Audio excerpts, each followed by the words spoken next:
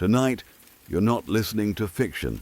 These are real experiences from real people, and most of them happened in perfectly normal homes, in the middle of perfectly ordinary days. A guy sits at his computer at 9 a.m., watching his closed bedroom door violently rattle, while the gap under it shows no feet, no shadows, nothing at all behind it. A daughter travels to see her grandma after her grandfather dies, and wakes up at 2:45 a.m. in a hotel room where every electrical device starts popping, the heater turns itself on, and an Irish jig plays from nowhere for just a few seconds. A family's dogs refuse to cross one tiny cubby in a remote Montana farmhouse, growling at what looks like an empty corner, only ever acting that way before when mountain lions were near. Three friends sit on a couch trying to explain away ghost stories, right up until a tightly packed notebook launches itself off a bookshelf and flies halfway across the room. In a 120-year-old hotel, a worker watches a white, hooded figure glide through a bed and into a bathroom, and later finds his flashlight works everywhere, except inside one specific dark room where it dies every time he steps across the threshold. A woman wakes in the night to find her laptop wide open, her entire bedroom drowned in a pulsing red glow, a vortex swirling on the screen, while something unseen sits on her chest and breathes slowly against her face. A kid bikes past an old farmhouse built into a brand new neighborhood and sees 8 to 10 identical toddlers, same red hair, same freckles, the same striped shirts, playing silently in the yard with no adults anywhere. A woman in a brand new house hears footsteps in her walk-in closet at 4 a.m. The light flicks off when she speaks, and her dog just sits on the bed, staring into the darkness.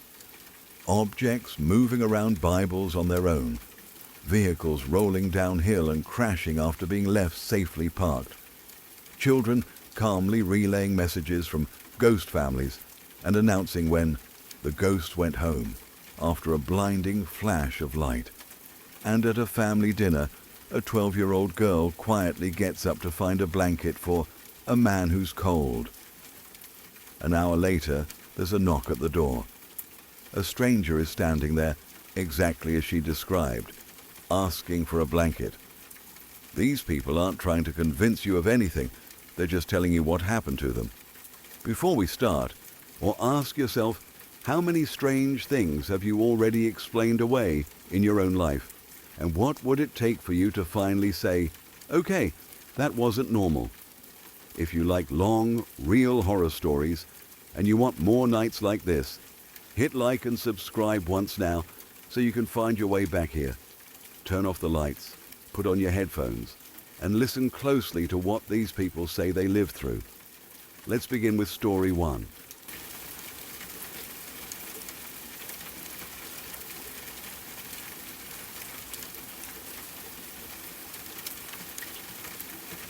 My friend Jay and I were spending the evening at our other friend G's apartment.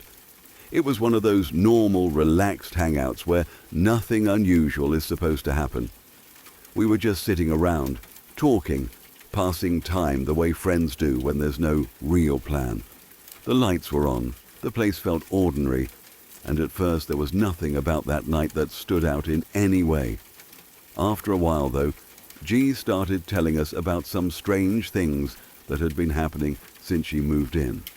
At first, the way she brought it up almost sounded casual, like she didn't want to make a big deal out of it. But as she kept talking, it became clear that whatever she had been experiencing was actually bothering her a lot more than she was trying to show. She said that at night, especially when everything was quiet, she would hear footsteps coming from the living room. Not random creaks or settling noises, but clear, steady steps, like someone was walking around.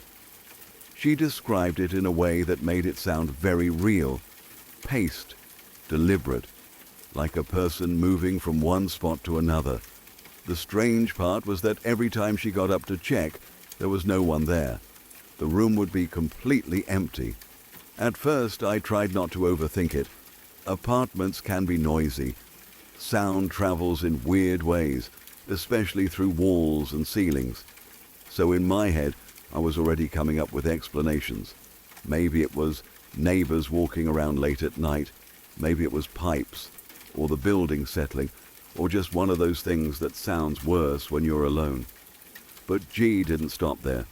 She said there were times when she would leave something in one place and later find it somewhere else. Not slightly moved, not misplaced in a way that could be explained by forgetfulness, but actually shifted enough that it didn't make sense. She was sure she hadn't touched those things. She kept repeating that part, like she needed us to understand that she wasn't just being careless or absent-minded. Then she mentioned the voices. That was the part where the mood in the room really started to change. She said that sometimes, especially when she was in the shower, she could hear voices. Not loud, not clear enough to make out full conversations, but present enough that she knew she wasn't imagining the sound itself. The problem was, there was no way she should have been able to hear anyone at those times. No neighbors close enough, no one in the apartment with her. Just faint, distant voices where there shouldn't have been any. At that point, I started to feel like she was getting herself worked up. G had just moved into that apartment alone, which was already a big change. Her boyfriend wasn't there yet. He was still back in our hometown, dealing with some responsibilities and wouldn't be joining her for a few more weeks. So she was in a new place, by herself, adjusting to everything. On top of that, she smoked a lot, and I mean a lot. So in my mind, I was connecting the dots in a way that felt logical. New environment, being alone for the first time, and constantly being high. It all seemed like the perfect mix for anxiety, paranoia, and overthinking. Jay seemed to be thinking the same thing as me. We both started trying to calm her down, not in a dismissive way, but in a reassuring, grounded way. We told her that apartments can have thin walls, that sounds can echo and travel in strange ways. We suggested that maybe she was hearing neighbors coming home late or moving around at odd hours. I mentioned that being alone in a new place can mess with your head a little, especially at night when everything feels more intense. I kept offering one explanation after another, trying to make everything fit into something normal, something understandable. But G wasn't convinced. She kept insisting that what she was experiencing didn't feel normal. You could see it in her face. She wasn't just telling a creepy story for fun. She looked genuinely unsettled, like she wanted us to believe her, not because she needed attention, but because she needed reassurance that she wasn't losing it. The energy in the room shifted. It wasn't just a casual conversation anymore. There was tension now, a quiet kind of unease that settled in without us really noticing. And then, in the middle of all that, something happened that completely changed everything. We were all sitting on the couch in the living room. Directly across from us, about 7 feet away, was an entertainment center that doubled as a bookshelf. It was pushed up against the wall, solid and unmoving. The shelves were filled with books that were packed tightly together, side by side. There were no gaps, nothing sticking out, nothing that looked unstable. The apartment was closed up, no windows open, no doors moving, no airflow that could explain anything shifting around.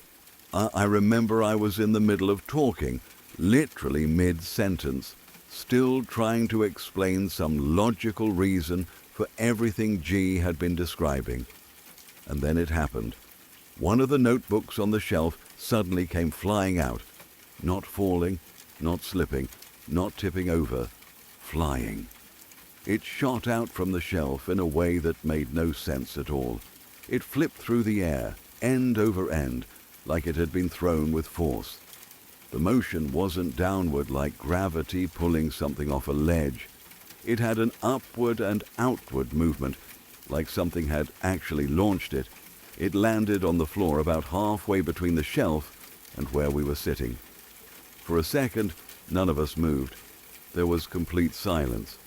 All three of us just stared at the notebook. Then we slowly looked at each other, then back at the notebook again. It didn't feel real. That notebook didn't just fall. If it had simply slipped off the shelf, that alone would have been strange given how tightly everything was packed. But this was something else entirely.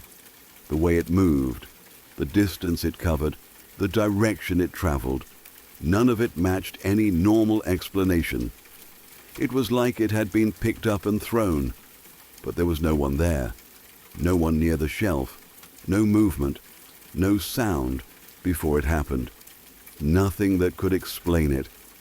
The room felt different after that, heavier, quieter, but not in a peaceful way. More like everything had just stopped, like the space itself was holding its breath. Jay and I didn't have anything to say anymore. All the explanations I'd been confidently giving just moments before suddenly felt weak, almost ridiculous. Thin walls, neighbors, imagination, none of that could account for what we had just seen with our own eyes. We had been sitting right there. We saw it happen clearly. There was no confusion, no maybe it was this or maybe it was that. It was direct, undeniable. G didn't say I told you so. She didn't need to. The look on her face said everything. She wasn't surprised in the way we were. She looked more like someone who had just had their fears confirmed. For me, that moment stuck in a way I didn't expect. Even now, years later, I still go back to it and try to make sense of it. I've replayed it in my head over and over, trying to find any possible explanation. Maybe there was some kind of shift in the shelf. Maybe something behind it pushed it forward. Maybe there's some strange, rare, physical explanation I just don't understand. But no matter how I think about it, nothing fully explains what we saw. That notebook didn't just fall. It was thrown. And the fact that there was no one there to throw it is what makes it stay with me. Before that night, I was the kind of person who always leaned toward logic, toward explanations, toward things making sense. I still am in most ways. But that experience forced me to accept that there are moments where things don't line up neatly, where something happens that doesn't fit into the usual rules. Jay and I came into that apartment thinking G was just scared and overthinking things. We left knowing that something had happened that we couldn't explain. And even after all this time, that single moment, watching that notebook fly through the air, still sits in the back of my mind, unanswered.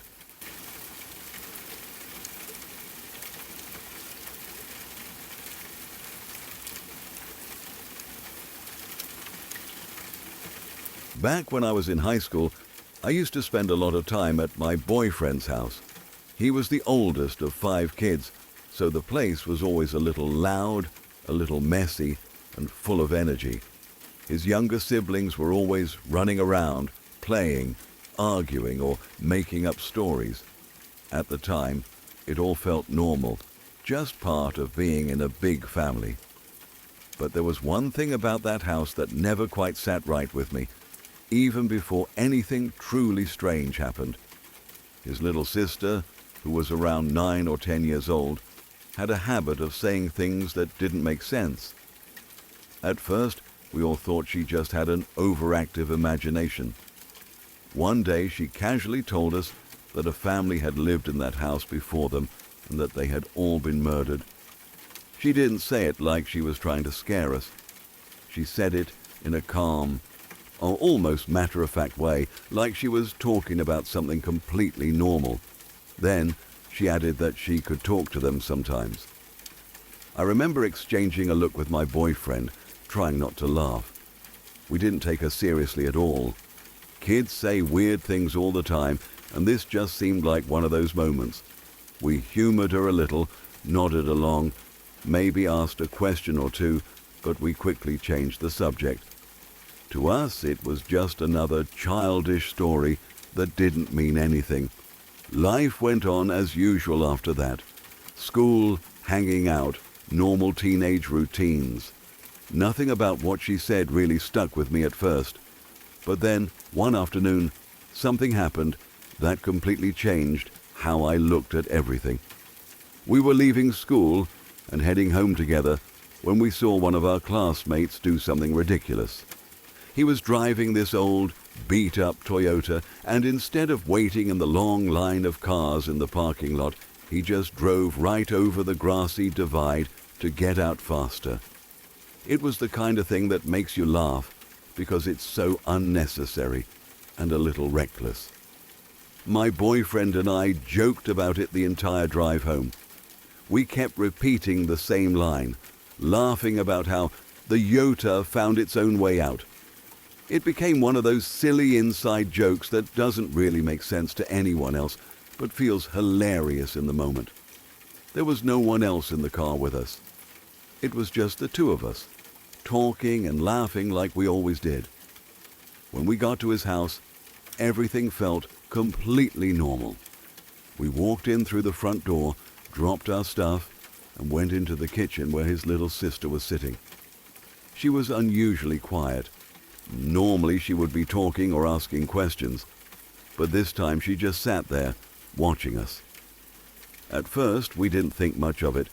Maybe she was tired or just in a strange mood. We went about our usual routine, grabbing snacks, talking about school, and not really paying attention to her silence. But after about 10 minutes she finally spoke. She looked directly at my boyfriend and said, "Dave, the boy Ghost went to school with you today." There was a pause, the kind of pause where you don't even know how to react. My boyfriend rolled his eyes, and I remember feeling slightly annoyed. It sounded like she was starting up her stories again. He muttered something under his breath, joking that she must have forgotten to take her crazy pills. But she didn't laugh. She didn't even smile. She just kept looking at us, completely serious. And then she said, "He said something about Yoda's way out. What does that mean?" Everything in that moment just stopped. My heart dropped, and I could feel the air in the room change. My boyfriend and I looked at each other, both of us realizing the exact same thing at the exact same time. There was no way she could have known that. No one else had been with us. We hadn't said it to anyone else. We had gone straight from the car into the house.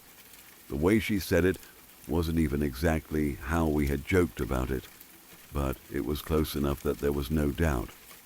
She had somehow picked up on something she should never have known. Neither of us laughed this time. Neither of us made a joke. We just sat there, staring at her, trying to come up with any possible explanation. Maybe she had overheard something. Maybe someone else had told her. But none of it made sense. The conversation quickly died after that. No one wanted to talk about it anymore. It was like we all silently agreed to ignore what had just happened, even though it was sitting heavily in the back of our minds. For the next few weeks, things went back to normal on the surface. We didn't bring it up again, and neither did she. But there was a tension there now, something unspoken that made everything feel just a little off. Every time she walked into the room, I found myself wondering what she might say next, or what she might know. Then came the second moment that I can never explain. It was a weekend, and we were outside in the driveway washing my car. The weather was clear and bright with the sun shining directly overhead. It was the kind of day where everything feels simple and ordinary. The younger kids were outside with us, running around, playing, and occasionally helping in their own chaotic way. I remember feeling relaxed. The earlier incident had faded a bit in my mind, pushed aside by everyday life. For a while, it felt like nothing strange had ever happened. And then, out of nowhere, there was a flash of light. It wasn't like sunlight reflecting off a car or a window. It wasn't a quick glare or something you could easily ignore. It was a sudden, intense burst of brightness that lit up everything around us. For a split second, it felt like the entire world had been flooded with light. We all noticed it. Everything went quiet. Before anyone could even say anything, his little sister stopped what she was doing, looked up at the sky, and spoke in that same calm, matter-of-fact tone. "The ghosts went home." There was something about the way she said it that made it even more unsettling. She didn't sound scared. She didn't sound surprised. It was like she had been expecting it. No one responded right away. We just stood there, processing what had happened. I looked around, trying to find some kind of explanation. Maybe it was a reflection from a passing car. Maybe it was something in the sky. But there was nothing. No cars, no mirrors, no source for that kind of light. And just like that, it was over. After that day, she never talked about the ghosts again. Not once. It was like that part of her life had just ended. We didn't ask her about it, and she didn't bring it up. Everything went back to normal, at least on the surface. But for me, it never really went away. Even now, I still think about those moments. Or the way she knew what we had said in the car. The way she described it without fully understanding it. The flash of light, and her quiet statement that the ghosts went home. I've tried to come up with explanations over the years. Maybe it was coincidence. Maybe there was some logical reason behind it all that I just couldn't see at the time. But no matter how much I think about it, nothing fully explains what happened. What makes it even stranger is how it all just stopped. No build-up, no gradual ending. Just one final moment, and then silence. Sometimes I wonder if whatever she was seeing or talking to really did leave that day. If that flash of light meant something more than we understood, or if it was all just something we happened to witness without ever truly understanding. Either way, it's something that has stayed with me. Not in a loud, obvious way, but quietly in the back of my mind. The kind of memory that creeps in when you least expect it, reminding you that not everything can be explained, no matter how much you try.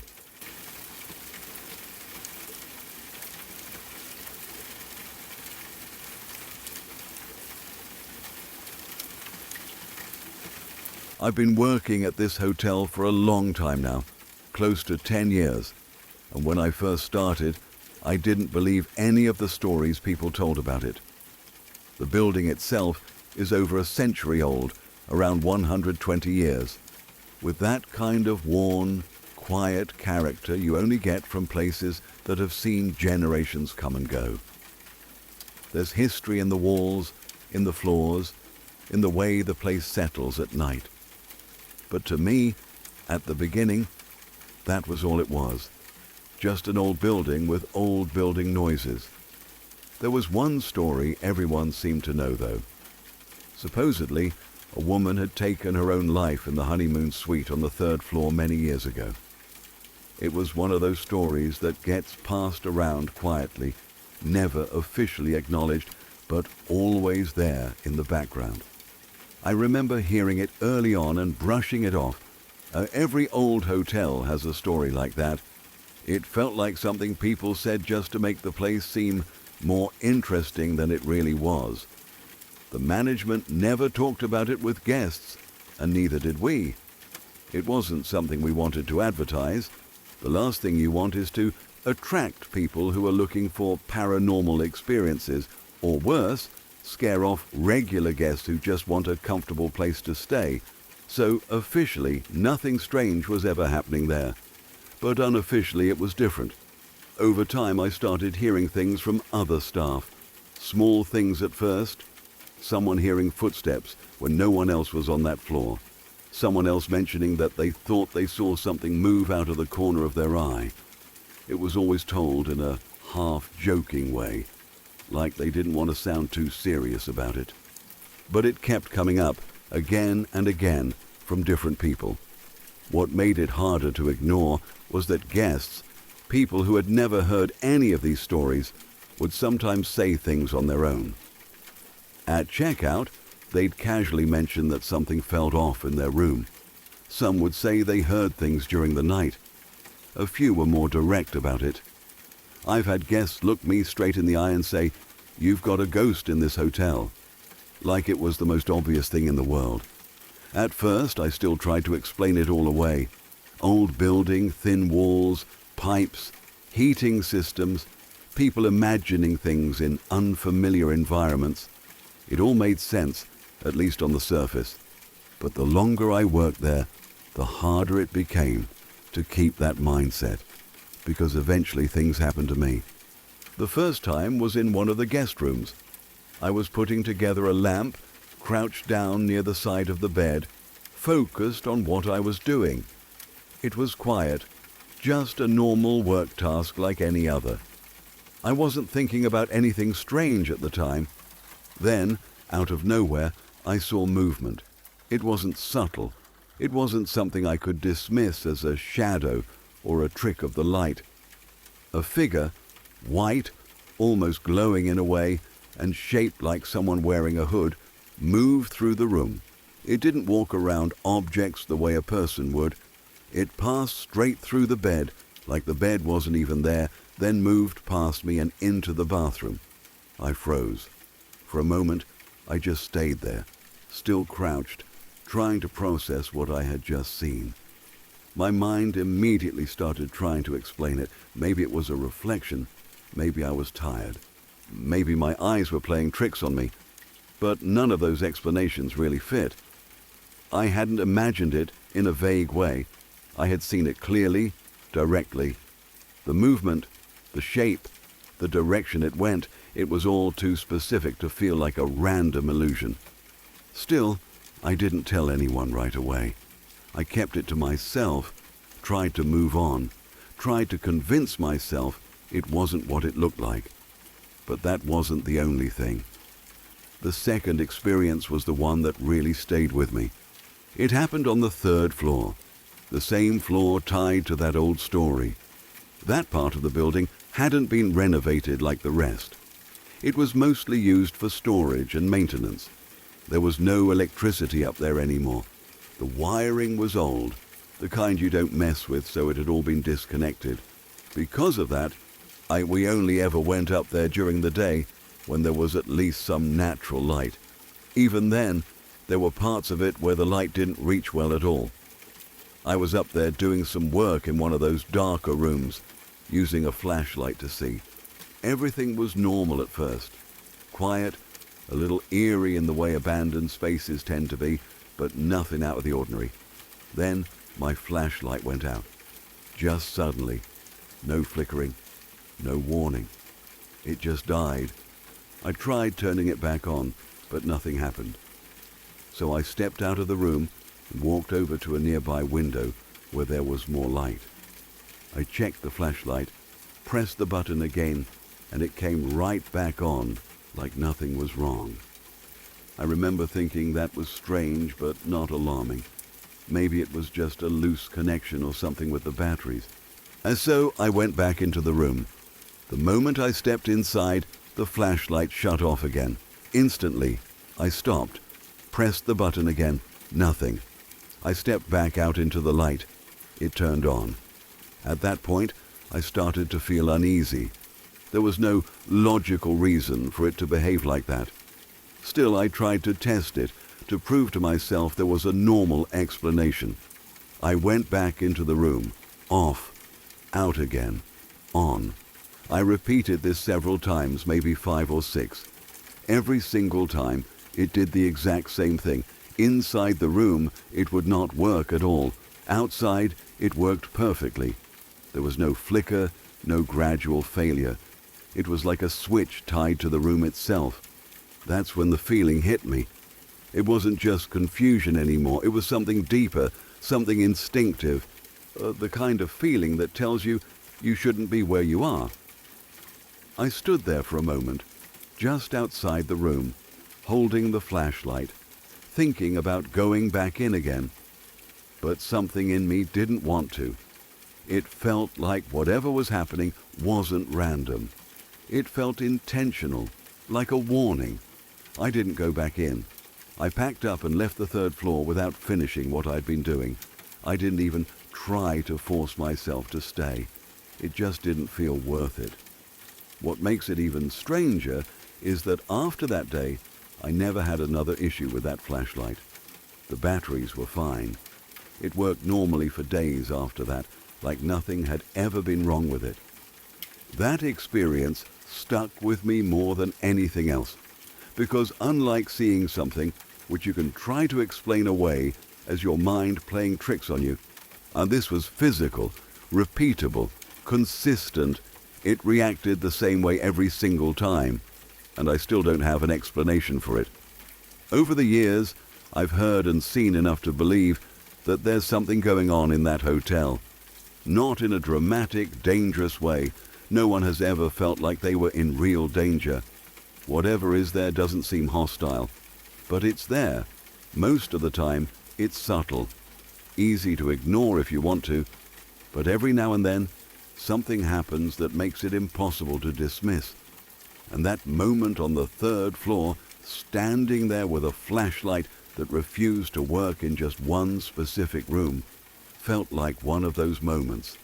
Not threatening, just clear. Like something didn't want me there and made sure I understood that.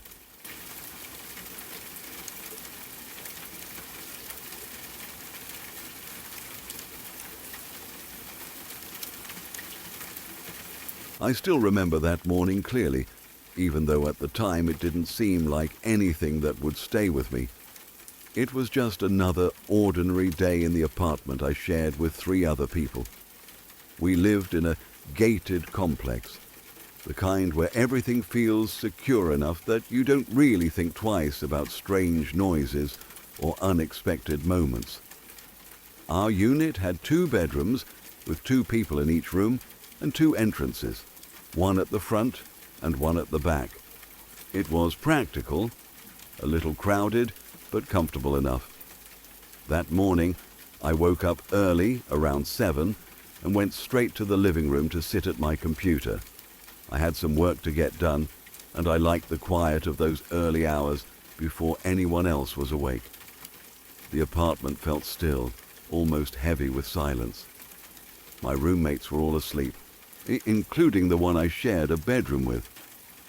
The door to our room was shut, as it usually was, but there was a small gap at the bottom because it didn't quite reach the floor.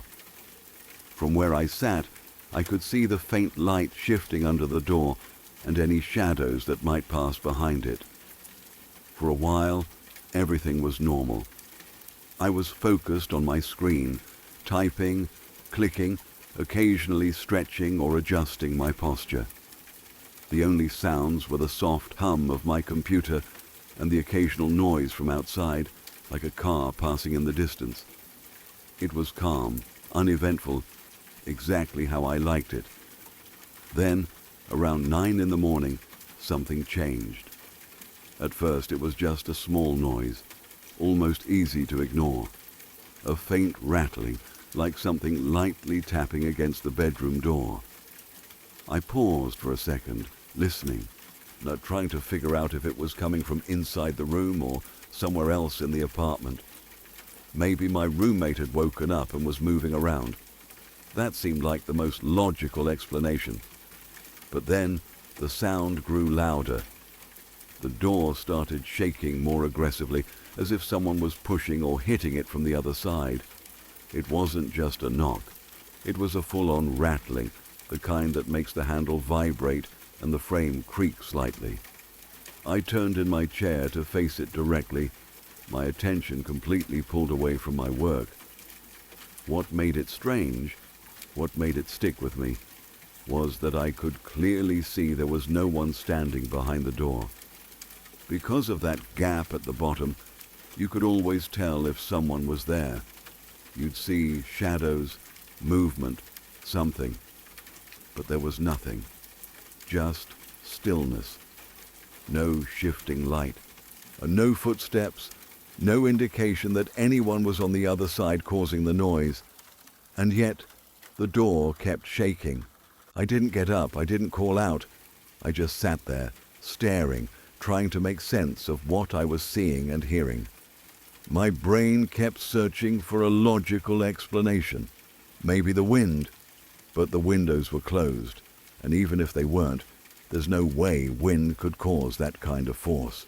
Maybe someone outside was slamming something against the wall, but it sounded too direct, too close, like it was coming from the door itself.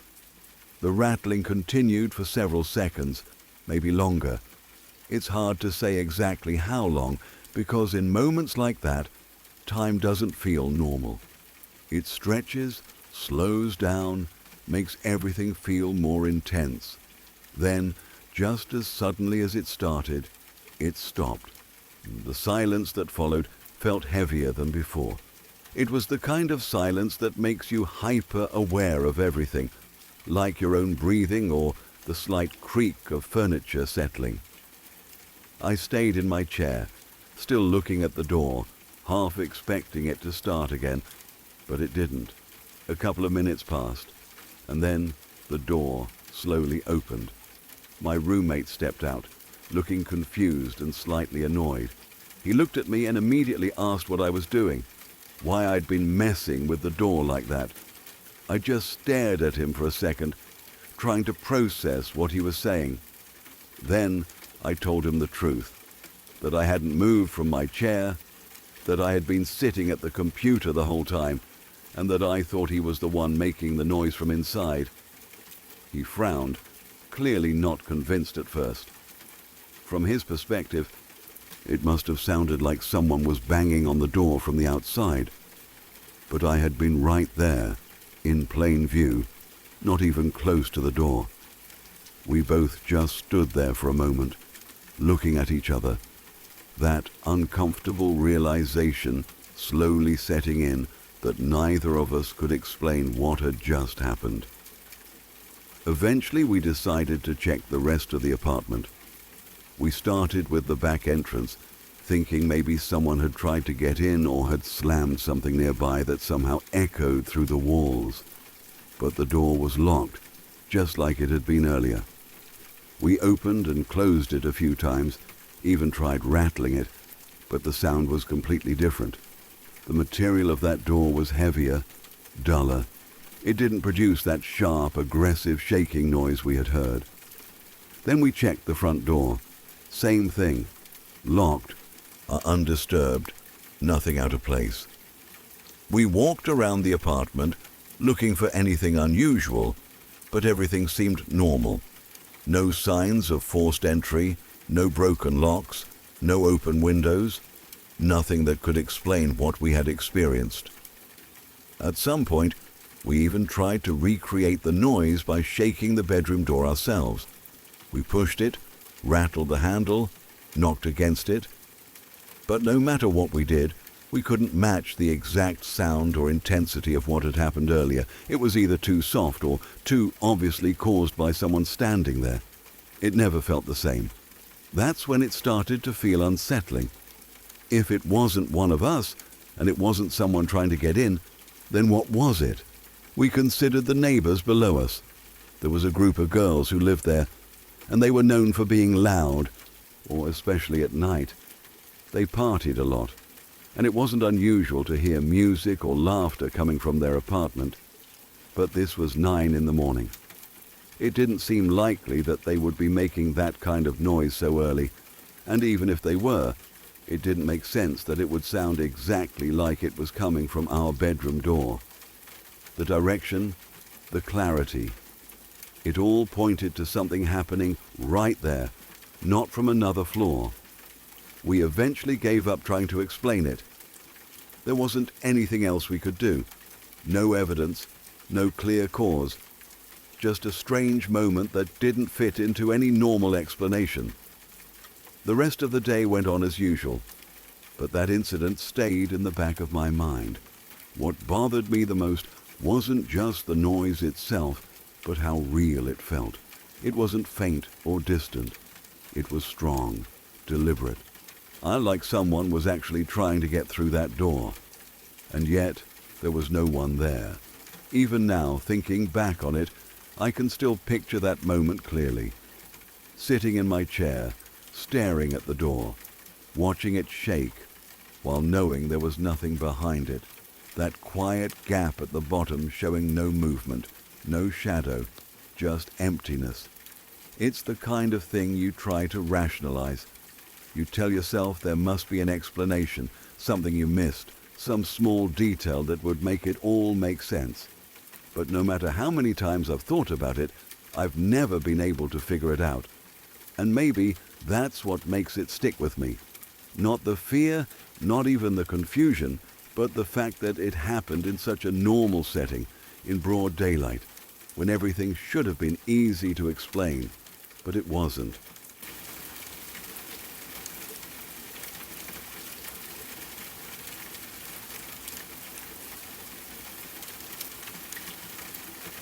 About a year after my grandpa passed away, some strange things started happening around my family, mostly to my mom at first. At the time, we didn't immediately jump to any conclusions, but the small incidents kept piling up in a way that was hard to ignore. It began with little things around the house. My mom would notice that the caps on her shampoo and conditioner bottles were turned around the wrong way. That might not sound like a big deal, but these weren't loose flip caps. They were the kind that are firmly attached and not easy to twist or remove. She was certain she hadn't touched them, and when she asked my dad, he said he hadn't either. It happened more than once, and each time it left her a little more unsettled. Then there were the sounds. While working from home, she would sometimes hear what sounded like paper shuffling in other rooms. It wasn't loud, but it was clear enough to catch her attention. The strange part was that no one else was home at the time. The dogs were always in the same room as her, so it wasn't them moving around either. She would stop what she was doing and listen, trying to figure out where the sound was coming from, but it would always stop just as suddenly as it started. At first, she tried to brush it off as normal house noises. Old houses make sounds, things settle, objects shift slightly. But the consistency of these small, odd events made it harder to ignore. Still, life went on and we didn't really talk about it too much. About 6 months later, we took a trip to visit my grandma. It was about a 3.5-hour drive, and on the way there, my mum told me about something that had happened that very morning. She had gone into the bathroom when she woke up, and everything was completely normal. After that, she went downstairs to have breakfast. My dad got up later and used the bathroom too, and he said everything looked fine when he was in there. But when my mum went back upstairs afterward, something had changed. One of the drawer handles in the bathroom had been loosened. It was a horizontal handle attached at both ends, and one side had been completely unscrewed, leaving the handle hanging down. It wasn't something that could just happen on its own in a few minutes. Someone would have had to physically twist the screw out. She asked my dad about it, but he said he hadn't touched it. That left both of them confused and, honestly, a little uneasy. It was one of those moments where there wasn't any simple explanation. We didn't dwell on it too much because we had things to do once we reached my grandma's place. The trip was meant to take care of important matters, so we spent most of the day out and about. By the time we got back to the hotel that night, we were all exhausted. I stayed in my mom's room for a while before going to my own room next door to sleep. I love my mom, but she snores, and I wanted a decent night's rest after the long day. My room seemed completely normal at first. Nothing felt off when I walked in, but after I settled in, I noticed something strange. The hotel phone on the bedside table was making quiet noises. It sounded like faint static, almost like a walkie-talkie picking up a weak signal. It would come and go, not constant, just enough to notice. I remember thinking it was odd because I'd stayed in plenty of hotels before and never experienced anything like that. Still, I ignored it because I was tired and just wanted to sleep. At some point during the night I woke up. I later checked the time, and it was around 2:45 a.m. I'm not someone who wakes up suddenly and feels fully alert, so at first I was in that half-asleep state where everything feels distant and slow. That's when I started noticing the sounds. There were popping noises coming from different parts of the room. At first I thought it might be something normal, like the building settling or temperature changes affecting materials. But the longer I lay there, the more I realized how strange it was. The sounds weren't coming from just one place. They were coming from everywhere. The fridge, the lamps, the TV, the heating and cooling unit, everything electrical seemed to be making these sharp popping noises. Even the walls and ceiling sounded like they were contributing. The noises were loud enough to fully wake me up, and they kept happening at irregular intervals, maybe every 30 seconds to a minute. Just enough time in between to make you think it had stopped, only for another one to happen again. I lay there, listening, trying to convince myself it was normal, but the randomness and intensity of it made it hard to ignore. Eventually, I tried to calm myself down by thinking logically. I told myself that even if it was something strange, it wasn't going to hurt me. I just needed to relax and go back to sleep. As I started to settle down, something else happened. The heating and cooling unit suddenly turned on, and I had set it to completely off before going to bed. Not low, not on auto, off. But now it was running, blowing air into the room like someone had switched it on. That was the moment my calm completely disappeared. I sat up, fully awake now, and turned on the lights. The room looked exactly the same, but it didn't feel the same anymore. It felt wrong. I grabbed my phone, thinking maybe distracting myself would help. I opened my browser, and without me typing anything, it loaded a page about getting a good night's sleep. I hadn't searched for anything like that before. It just opened on its own. That was enough for me. I decided I wasn't staying in that room alone anymore. As I got up and started putting on my slippers, the heating and cooling unit made another sound. This time it didn't fully turn on, but it hummed, like it was about to start again. That pushed me over the edge, and I left the room immediately. I went straight to my mom's room and woke her up. I told her what had been happening, and she decided to come back with me to check it out. Part of me hoped that, with her there, everything would seem normal again. We walked into my room together and stood there listening. Nothing, no popping sounds, no strange noises. Everything was completely quiet. My mom looked at me and said she didn't hear anything. For a moment I started doubting myself, wondering if I had imagined it all in that half-asleep state. Then, out of nowhere, we both heard it. Music started playing. It sounded like an Irish jig, clear and distinct, as if it was coming from inside the room itself. Not from outside, not from another room, not muffled through a wall. Oh, it was right there with us. It lasted for about 5 to 10 seconds. My mom even asked me if it was coming from my phone, but it wasn't. My phone wasn't capable of producing that kind of clear, full sound, and I hadn't touched it. As soon as it stopped, we didn't wait around. We left and went back to her room. Nothing happened there. No sounds, no music, nothing unusual at all. I still had to go back to my room a few times the next morning to get ready. While I was in there, I heard a few more popping sounds, though not as intense as during the night. At one point, when I turned on the light, I heard a small jingle, like a notification sound, but again it wasn't my phone. When we checked out, we mentioned everything to the front desk staff, just to see if anyone else had reported anything similar. The woman there said she hadn't heard of anything like that before, but she seemed really interested in what we experienced. That night remains the only time I've ever had something happen that I truly couldn't explain. Part of me wonders if it had something to do with my grandpa, the timing, the strange events leading up to it, the way things seemed almost playful at times. It felt like something he might do, but at the same time, it was unsettling in a way that's hard to describe.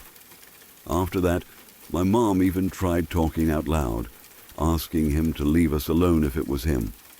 Interestingly, after my grandma moved in with my parents, all the strange activity stopped completely. Nothing like that has happened since. But I still think about that night sometimes, the sounds, the music, the feeling in that room, and I can't come up with any explanation that fully makes sense. It's one of those experiences that stays with you, not because you understand it, but because you don't.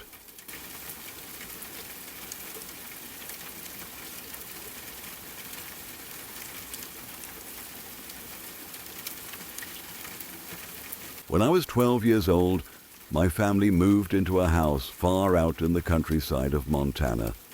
It wasn't the kind of place you passed by on the way to somewhere else. You had to mean to go there. The road that led to it stretched through open land that felt endless, with long patches of silence broken only by wind brushing across dry grass. Even during the day, it felt isolated in a way that made your chest tighten a little, like the world had pulled back and left that one spot behind. The house itself didn't help that feeling. From the outside, it looked like something you'd expect to see in a horror movie, the kind where you already know something is wrong before anyone even steps inside. It leaned slightly to one side, just enough to make you question if it was safe. The wood was dark and worn, almost black in some places, and it looked like it had absorbed years of storms, cold winters, and something heavier that you couldn't quite name. It had 2 stories, and at the very top there was a round attic window. Sometimes when the sun hit it just right, or when a distant light reflected off the glass at night, it looked like a face was staring out. I remember catching glimpses of it and quickly looking away, telling myself it was just light and shadow, nothing more. Inside the house, things didn't feel any better. If anything, they felt worse. The moment you stepped through the door, there was this heaviness in the air. It wasn't something you could point to or explain logically, but it was there, pressing in on you. The walls and doors were damaged in a way that didn't feel like normal wear and tear. There were holes, some small, some big, like someone had punched or kicked through them in moments of anger. Later we found out that the previous tenant had a history of violent outbursts, especially during fights. Knowing that didn't make things easier.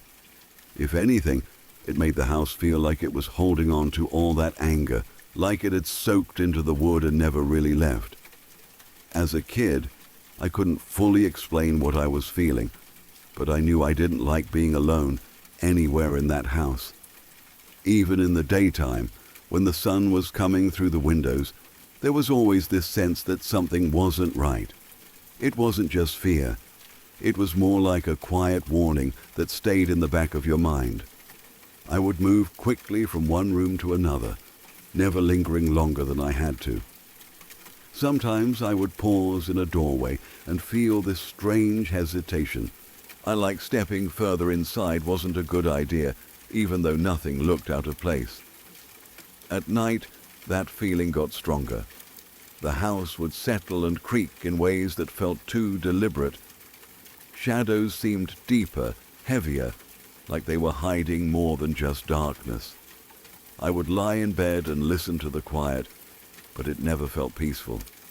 It felt like the kind of silence where something is waiting. The strangest and most memorable thing that happened there took place a few months after we moved in. It started like any normal evening. My brothers and I were in the living room, doing our own things, not really thinking about anything unusual. Our dogs were with us, and they were usually calm, well-behaved and smart. They weren't the kind to bark for no reason. They only reacted strongly when there was an actual threat, or like when they sensed wildlife nearby, especially mountain lions, which were a real concern in that area. That night, without any warning, all of the dogs suddenly became alert at the exact same time. It was like a switch had flipped.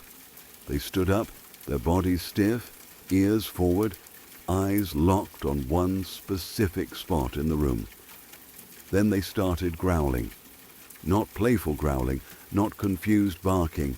This was low, serious, and full of tension. The kind of sound that makes your stomach drop because you know something isn't right. They were focused on a small, cubby space just off the living room. It had been turned into a little computer area, nothing special, just a tucked-away spot with a desk. There was nothing in there that should have caused that kind of reaction. No movement, no sound, nothing we could see. But the dogs acted like something was there. They moved closer, but only up to a certain point. They wouldn't actually go into that space. They stopped right at the edge, as if there was an invisible line they refused to cross.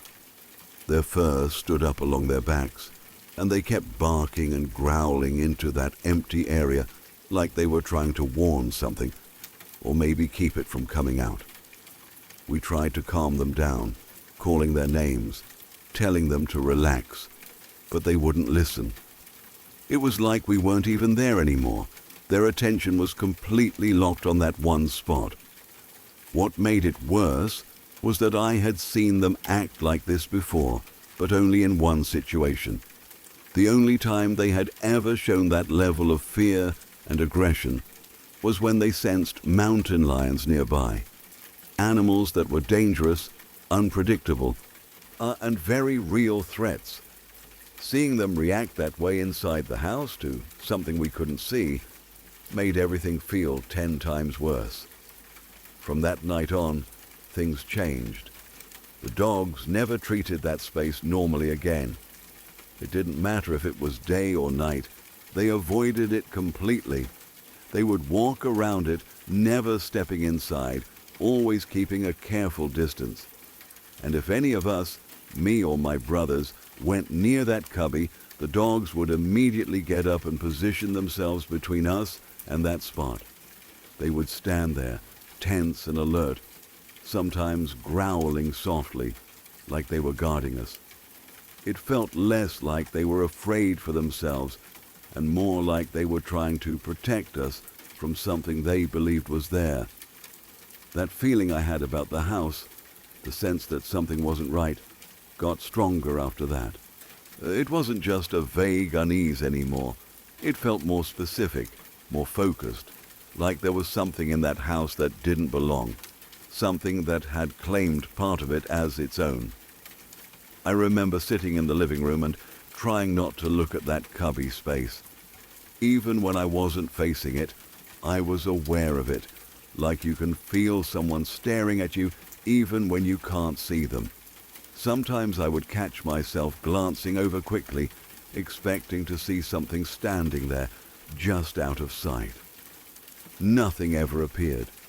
There was never anything visible. But the feeling never went away. Living there felt like being constantly on edge, like your instincts were trying to tell you something your mind couldn't fully understand.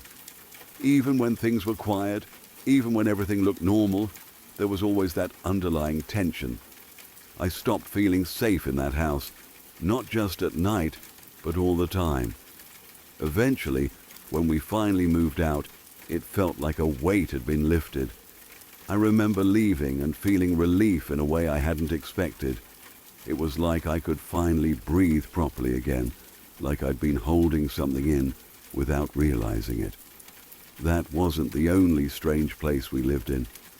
Because of our situation, moving often, going from one house to another, we ended up in several places that had their own unsettling moments. But that house in Montana stayed with me more than the others. Maybe it was the isolation, maybe it was the history of the place, or maybe it was the way the dogs reacted so clearly and consistently, as if they knew something we didn't. Whatever it was, I never forgot the feeling of that house. And even now, when I think back on it, there's still a part of me that wonders what was really in that cubby space, and whether it ever left.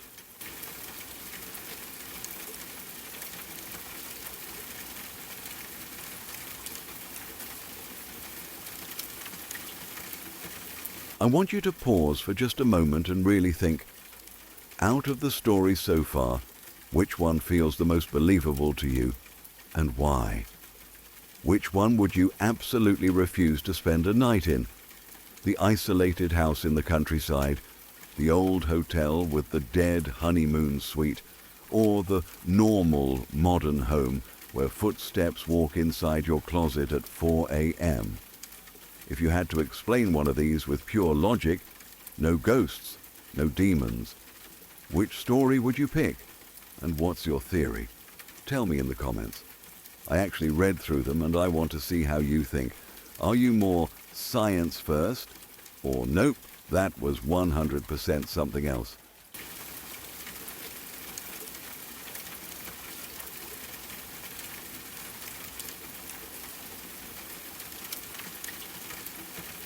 When I was about 11 or 12, I spent a lot of my free time riding my bike around the neighborhood. I wasn't exactly afraid of much back then, and exploring had always been one of my favorite things to do. There was this one spot in particular that had always caught my edge of my curiosity. Right in the middle of our plat, like it had somehow refused to move or be replaced, stood an old farmhouse with a barn in the back.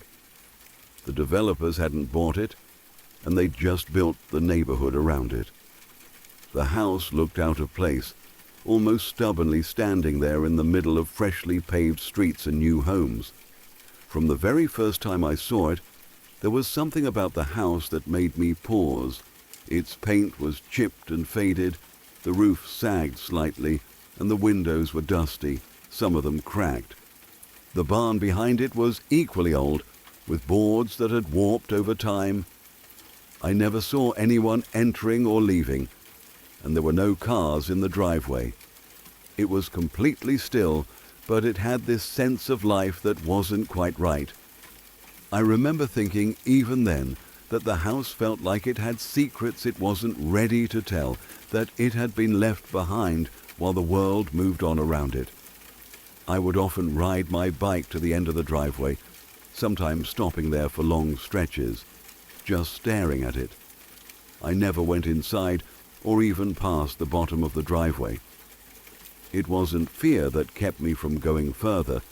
It was this strange, magnetic curiosity, the sense that whatever was inside wasn't ready for company. I would imagine stories about the family who lived there years ago, the people who had refused to leave, and the things that must have happened in a house that had aged so much in the middle of nowhere. It seemed alive in some way, though not in a normal sense, like it had its own heartbeat, and I could feel it from where I stood. Then, one particular day, something happened that I will never forget. I rode to the end of the driveway like I usually did, and that's when I saw them. A group of children. At first, I thought nothing of it. Maybe kids from a nearby house were playing. But the more I looked, the stranger it became. All of the children looked exactly the same, every single one. They were little boys, all around 2.5 years old, with red hair and freckles, dressed in identical red and yellow striped shirts with bibs. A couple were riding big wheels, some were quietly talking to each other, and a few were staring at me, curious, like they had been expecting someone to arrive. In total, I counted 8 to 10 children, and every single one looked like a mirror image of the other. I stood frozen for a moment. It wasn't fear at first, just confusion and disbelief. I had never seen anything like it. No adults were around. There were no cars, no sounds of life, no pets running around, no lights on in the house. The front door was shut tight, the windows were still, and the yard was quiet except for these children who moved in strange, almost mechanical ways. They didn't run or play the way children normally do. They seemed paused in some sort of rhythm that didn't make sense. I remember wondering why they were there, what they were doing, and why no one else was around. I watched them for several minutes trying to understand. The longer I stared, the more uneasy I felt. Something about the repetition of their actions, the uniformity of their appearance, and the absolute lack of any adult supervision felt wrong, deeply wrong. But even in that moment, I wasn't frightened. I was just utterly perplexed, trying to find a rational explanation. Were they triplets or quadruplets from the same family? But that wouldn't explain all of them, and the age being exactly the same seemed impossible. The clothing and hair color being identical only added to the strangeness. It was like looking at a scene frozen in time, one that had somehow escaped the rules of reality. After a while, I decided to ride away. I wasn't sure what to do, and I didn't feel safe going any closer. I figured maybe it was just a trick of the light, or some weird optical illusion caused by the sun hitting the house and barn at a certain angle. I tried to push the memory out of my mind as I rode away, but even as I pedaled back toward my street, I couldn't stop thinking about what I had just seen. Over the next few weeks, I tried to go back several times, hoping to see the children again. Maybe I had imagined it. Maybe it had been a one-time oddity. But every time I arrived at the end of the driveway, the house was empty. The yard was quiet, the front door shut, the windows still dusty. No children, no movement, no sound, nothing to suggest that the scene I had seen before had ever existed. It was as if it had been a fleeting vision, a moment snatched out of reality just to leave me questioning my own senses. It wasn't until about 2 years later that I fully realized how unnerving the experience had been.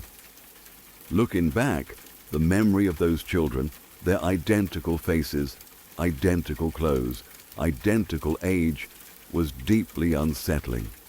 The absence of adults and the lack of any other sign of life made it even more disturbing. At the time, I had been young and naive, not entirely capable of grasping how abnormal the situation was. But with age and perspective, I understood that what I had witnessed wasn't normal in any sense.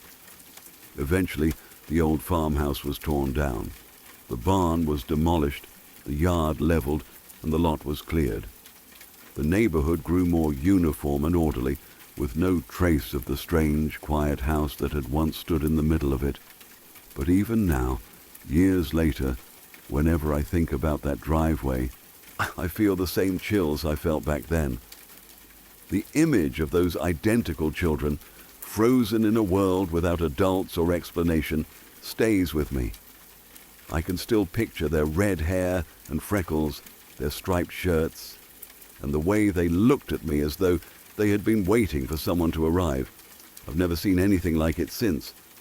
I've explored many places, walked down countless streets, and even revisited old houses, but nothing has ever matched the sheer strangeness of that farmhouse and the children I saw there.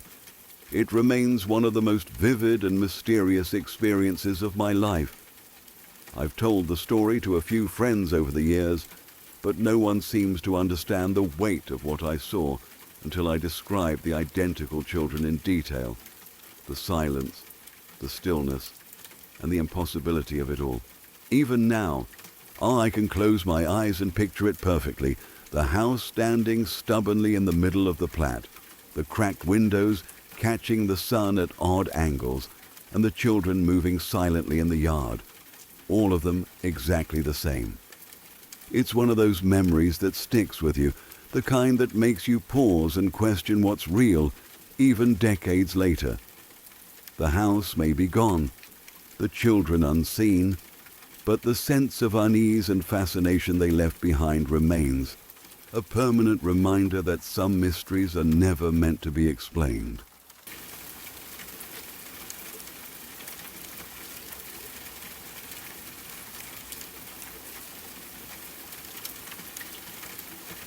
It only ever happened to me once, but even now, just thinking about it makes my chest tighten and my heart start racing all over again. At the time, I was living in an apartment with my boyfriend. We had completely different habits when it came to sleeping. He liked everything pitch black, no lights, no distractions. I, on the other hand, couldn't stand total darkness. It made me feel uneasy, like my mind would start filling in the blanks with things that weren't there. So I had a routine. I would leave my laptop slightly open on the table across the room. The screen would stay on, casting a soft white glow across the floor and up onto parts of the room. It wasn't bright, just enough to make me feel like I wasn't surrounded by complete darkness. That night started like any other. We went to bed. Everything felt normal, quiet, safe. I fell asleep without any issues. Then at some point during the night, I woke up. At first, I didn't know why. There was this strange sound, like a constant white noise, low, steady, almost mechanical, but not quite. It wasn't coming from anything I could immediately recognize. It didn't sound like a fan or anything in the apartment. It was just there.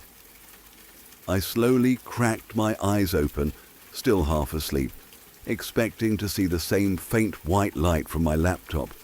But the room wasn't white, it was red, not dim, not soft, completely drenched in this deep, heavy red glow. It filled the entire space in a way that felt wrong, unnatural, like the light itself had weight to it. For a second, my brain couldn't even process what I was seeing. It didn't make sense. Nothing in the room should have been producing that kind of light. That's when I tried to move and couldn't. My body felt completely locked in place, like I'd been glued to the bed. I tried to lift my arms, shift my legs, even just turn my head, but nothing responded. It was like my mind and my body had been disconnected. Panic started creeping in immediately, slow at first, then all at once. I tried to call out to my boyfriend, but my voice wouldn't come. It was stuck somewhere in my throat, like I couldn't even force out a whisper. The only thing I could move were my eyes, so I forced them across the room, toward the table where my laptop sat. And what I saw made everything worse. The laptop was wide open now. I was sure I had only left it slightly cracked before going to sleep, but now the screen was fully exposed, facing directly toward the bed. And instead of the usual white light, the screen was glowing the same deep red that filled the room. But it wasn't just a flat color, it looked like it was moving, like some kind of swirling pattern, a vortex pulling inward on itself. It had depth to it, like if you stared too long, you'd get pulled into it. It didn't look like anything I had ever seen on a normal screen.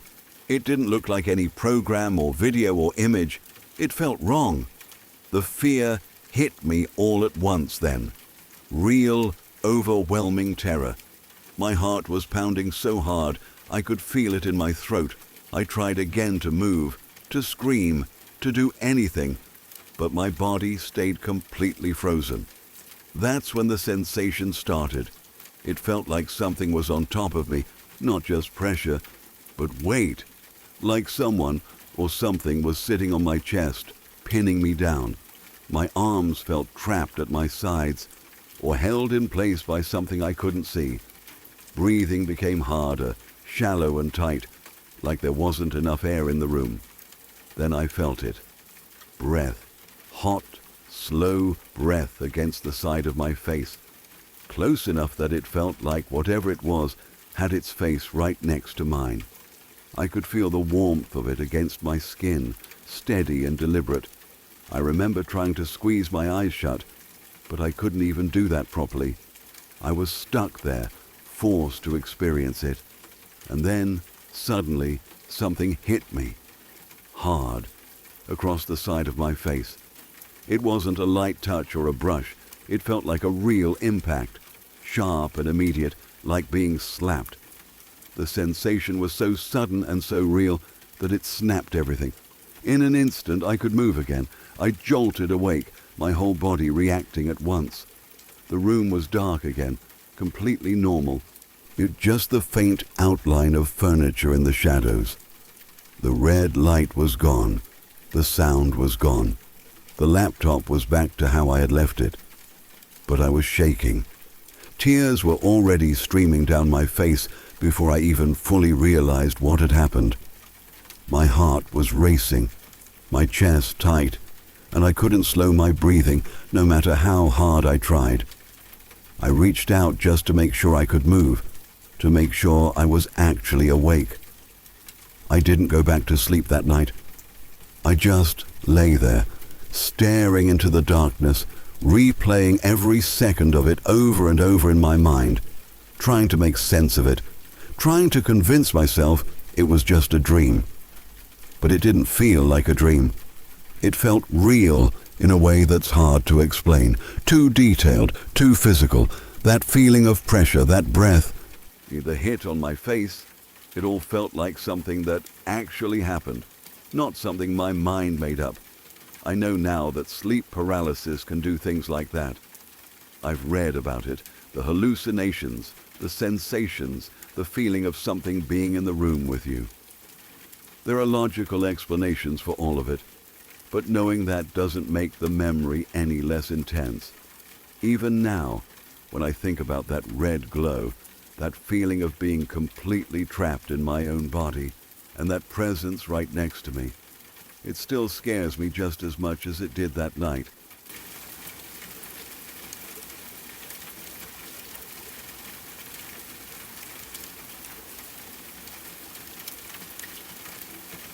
A few years ago, I was living with my boyfriend and his sister in this old cottage, built long before the Civil War. From the very beginning, the house felt different. Over the year and a half that we lived there, strange things began happening that I couldn't explain. At first, I thought my boyfriend and his sister were just messing with me.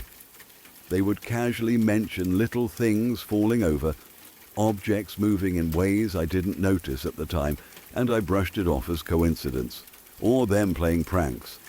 Then the things I saw started to defy explanation. Our small kitchen was right by the back door. We had a countertop with a drawer that held our cutlery. It was one of those magnetic drawers that closed without a handle, and when closed, it practically blocked the doorway into the kitchen. One evening, we went outside to smoke, and when we came back in, the drawer was wide open, completely blocking the entrance. There was no way it could have caught on someone's clothing. The magnets made it require a firm pull to open. I didn't understand it, but at that point I still tried to convince myself it was just a fluke. But things only escalated from there. One night my boyfriend and I were out, and his sister called to tell us that the cat food container, probably 10 or 15 pounds when full, stacked on another larger container, had somehow toppled over while she and all the animals were in her room. It wasn't just small objects anymore. These were heavy, awkward things moving on their own. Then, one morning, the bathtub filled itself with water while we slept. Another time, we were sitting on the sofa watching TV when a ball suddenly rolled across the floor. The dogs leaped at it, barking and growling, their eyes fixed on a particular spot in the room, as if someone invisible were standing there.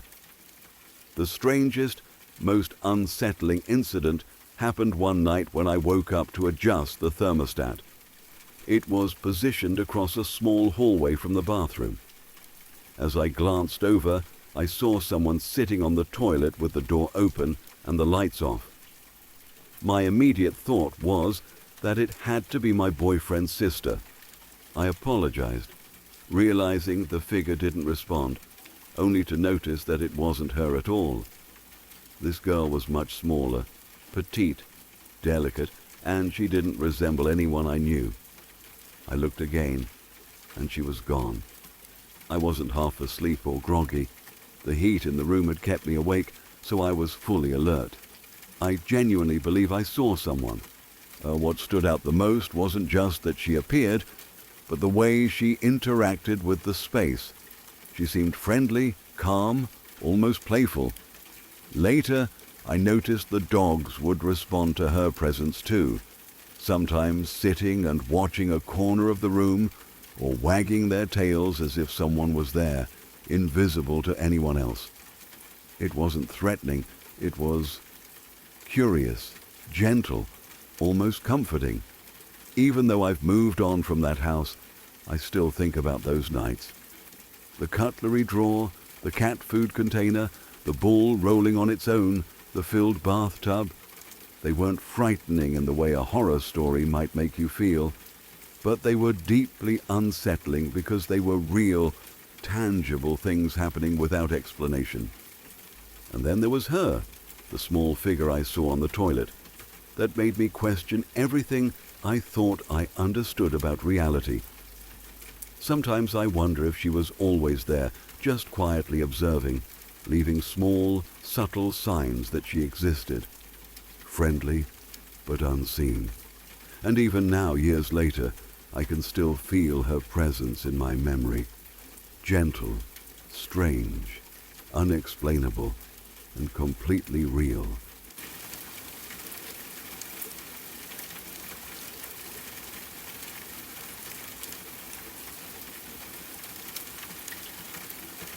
My boyfriend and I moved into our new house about 2 years ago. He built it himself, and while it's a modern home, it does make those normal creaking noises as it settles. Nothing unusual for a brand new house. Life had been settling into a routine for us, and for the most part, everything felt ordinary until that one morning. My boyfriend works a 7-day on, 7-day off schedule, which means that on the mornings he's leaving for work, he's up ridiculously early. This particular day, he got up around 2:30 a.m. to get ready. His job is about an hour and a half away, and he has to be there by 6, so the early wake-up isn't unusual. I, on the other hand, stayed in bed, drifting back into a half-sleep, listening to the quiet hum of the house. I woke up a little while later to a strange sound. It wasn't the usual creaks of a house settling. It was more deliberate. I could hear footsteps moving around, but they weren't coming from the hallway or the floorboards near the bedroom. They were coming from the closet. Our walk-in closet is fairly large, and the light was on. I blinked, trying to process what I was hearing. When I checked the time, it was 4 a.m. Confused and a little concerned, I called out to him, "Hey, what are you doing? You're going to be late." The moment I spoke, the light in the closet switched off. I paused, expecting him to respond, but nothing happened. The footsteps stopped too.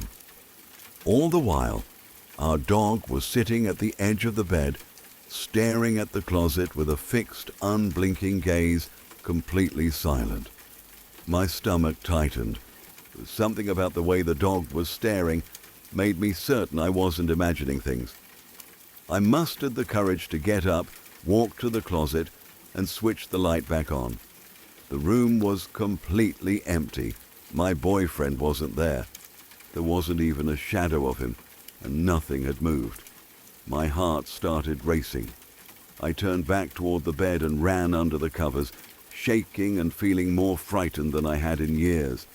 I kept glancing at the dog, who still stared at the closet as if it was guarding us or warning us. I know what I experienced that morning wasn't a dream. Even the dog's behavior confirmed it. Animals often sense things we can't. I also knew it wasn't just the house settling.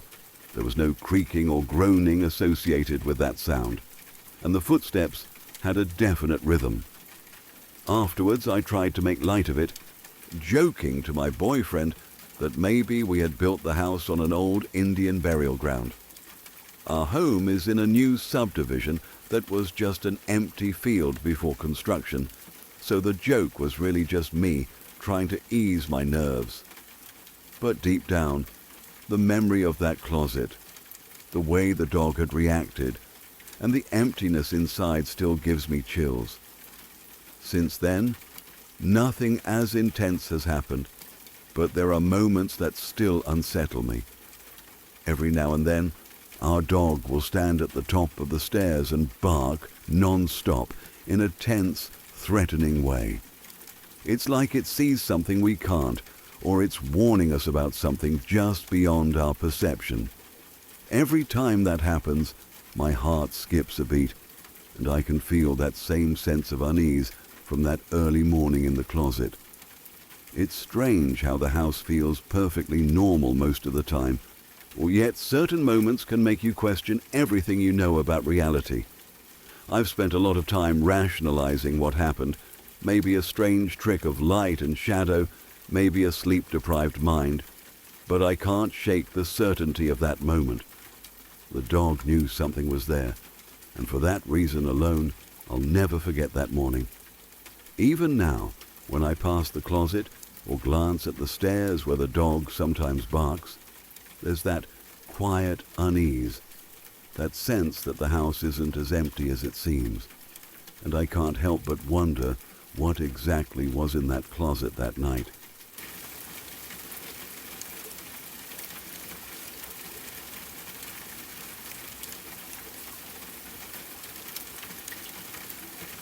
The closest experience I've ever had that I truly can't explain happened at an ex-girlfriend's house. Her backyard had a porch with glass doors facing the pool, and another set of glass doors leading directly into the house. On one side of the porch, there was a small door that led into the bathroom, and on the other side, a screen door opened to a little grassy area. The entire porch area was maybe 8 by 20 feet, with a dining set and some wicker furniture arranged across it. It was the kind of place that should have felt cozy and safe, but there was something about it that didn't. When I first started dating her, she told me a story about how her mother had seen a man standing behind the bar, looking into the kitchen through the window. Her mother had been terrified. She ran out, and when she came back with her boyfriend, the man had disappeared. At the time, I thought it was just a story, the kind of spooky tale parents tell to scare their kids. About a year ago, late one night, around midnight, something happened that made me rethink all of that. Her dog, Toby, came running out of her bedroom, barking furiously at the back door that led to the porch. My girlfriend got scared and asked me to go check it out. I approached the door slowly, heart pounding, and Toby whined and ran back into the bedroom. I looked out onto the porch. The porch light was off, but the pool light was on, casting enough glow for me to see clearly. I didn't see anything at all. I focused my eyes toward the far side of the pool, trying to figure out what had scared Toby, when suddenly there was a loud bang on the door, just 4 inches from my face. My stomach dropped. I could see clearly that there was no one there. We were completely alone in the house. My girlfriend and Toby were both back in the bedroom, safe, but the noise had come from right in front of me. My first thought was that the door had slipped in its tracks, or maybe something had fallen on it. But the sound didn't match anything I could explain. It felt deliberate. I could almost feel the impact, like someone had slammed a fist against the glass. The sudden, forceful bang made the hair on the back of my neck stand up. My girlfriend came running out of the bedroom, panic written across her face, asking what had happened. I explained what I had just experienced, trying to stay calm, but my voice probably betrayed my fear. After a short discussion, we both agreed that staying out there, or anywhere near that porch, was a terrible idea.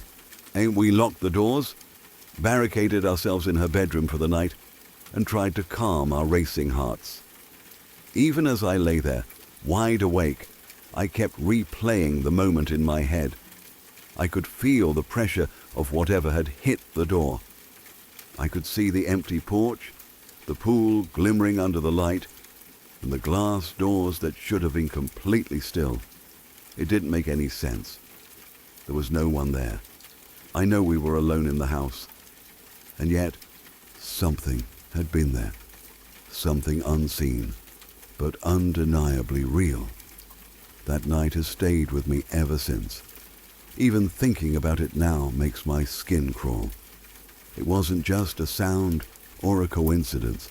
It felt intentional, like someone or something had wanted me to know it was there. I don't know what it was, and I hope I never find out. But I will never forget the way the door banged right in front of my face, the way Toby had reacted, and the cold, undeniable sense that we weren't alone.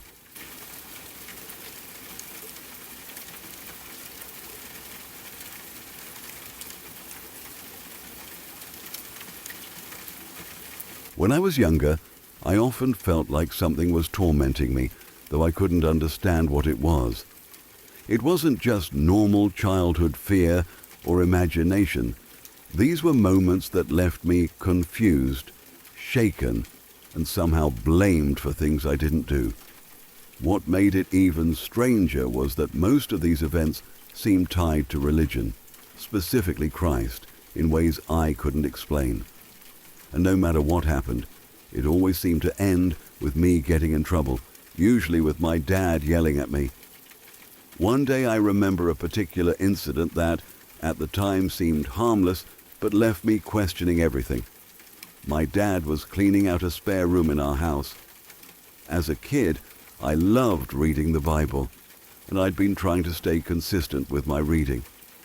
While he was tidying up, he found a bookmark lying around. I was excited. Finally, I thought, a bookmark for my Bible. I grabbed it and ran upstairs, carefully placing it between the pages of my Bible. Feeling proud of myself, I went back downstairs to watch TV.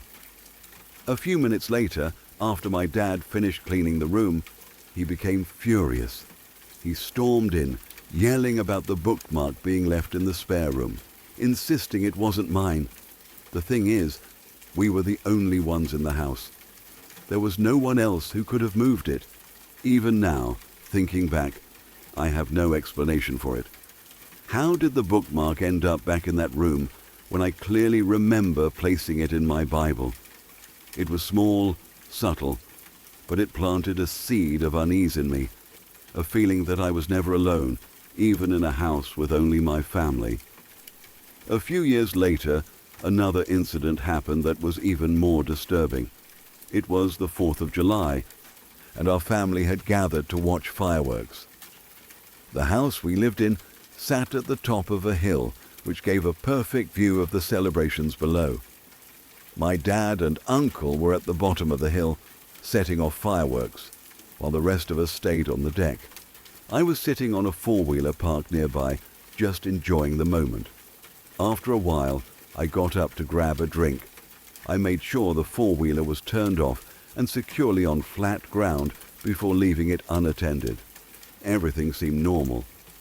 But when I came back with my drink, I looked up just in time to see the wheel turn slightly on its own. Then, almost impossibly, the four-wheeler started rolling down the hill. It gained speed, heading straight toward my uncle's truck parked below. I ran after it, but there was nothing I could do. When it collided with the truck, chaos erupted. Everyone was yelling. My dad blamed me entirely, insisting I had left it unsecured. But I knew I hadn't. I had made sure it was completely stable. Even now, remembering the way it moved on its own gives me chills. How could a stationary vehicle roll down the hill with such precision, exactly toward the truck? There was no logical explanation. And yet I was the one who got punished, the one who felt the anger and frustration directed at me, even though I knew in my heart I hadn't caused it. These strange occurrences didn't stop there, but they did change after my parents' divorce. Once my dad moved out, the random, unexplained events at our house seemed to disappear. For the first time, I felt a sense of normalcy in my own home. But whenever I visited my dad's new place, the odd events would begin again. Small things moving, objects appearing in places they couldn't have gotten to on their own. It was subtle, almost as if whatever had been targeting me had decided that it only existed in connection to him.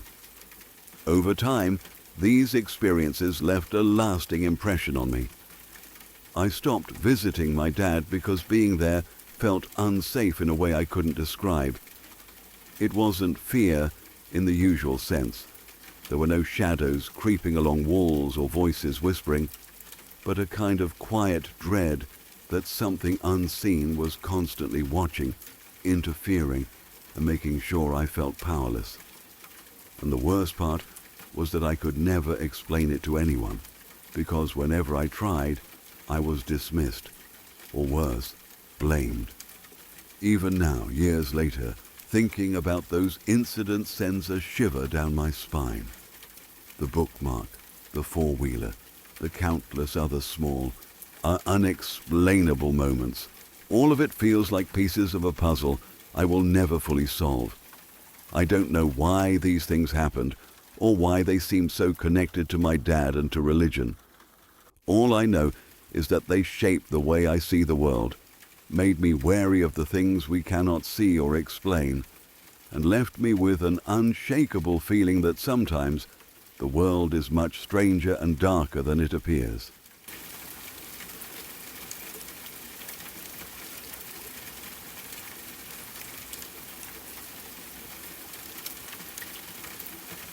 Back when I was in high school, I used to spend a lot of time at my boyfriend's house. He was the oldest of 5 kids, so the place was always a little loud, a little messy, and full of energy. His younger siblings were always running around, playing, arguing, or making up stories. At the time, it all felt normal, just part of being in a big family. But there was one thing about that house that never quite sat right with me, even before anything truly strange happened. His little sister, who was around 9 or 10 years old, had a habit of saying things that didn't make sense. At first, we all thought she just had an overactive imagination. One day, she casually told us that a family had lived in that house before them and that they had all been murdered. She didn't say it like she was trying to scare us. She said it in a calm, or almost matter-of-fact way, like she was talking about something completely normal. Then she added that she could talk to them sometimes. I remember exchanging a look with my boyfriend, trying not to laugh. We didn't take her seriously at all.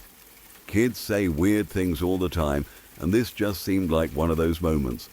We humored her a little, nodded along, maybe asked a question or two, but we quickly changed the subject.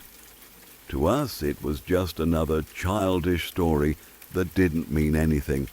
Life went on as usual after that. School, hanging out, normal teenage routines.